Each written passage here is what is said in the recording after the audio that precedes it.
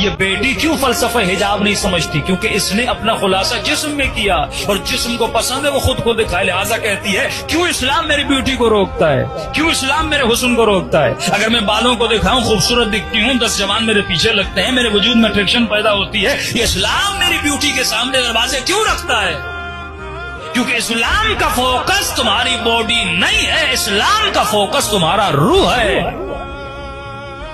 انسان کا مقصد جسم نہیں ہے، جسم خادم روح ہے، جسم ایک وسیلہ ہے۔ جس طرح تیرے پاس گاڑی ہے، تیرے گھر میں گھوڑا ہے، تیرے گھر میں گدھا ہے، اسی طرح ایک جسم خدا دیتا ہے تاکہ یہ خدمت کرے۔ کس کی خدمت کرے؟ روح کی خدمت کرے، یہ نہیں کہ تو جسم کا خادم بن جائے۔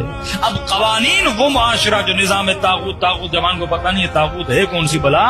طاغوت کا مطلب یہ کہ نظام طاغوت قوانین بناتا ہے جسم کے لیے، اور نظام الہی قوانین بناتا ہے بقائے روح کے لیے۔ کربلا میں 2 نظریے تھے، کچھ ایسے لشکر تھا جو اپنے جسم کی بقا کی جنگ لڑ رہا تھا، اور حسین جسم کو فنا کر کے روح کو بقا عطا کر رہے تھے۔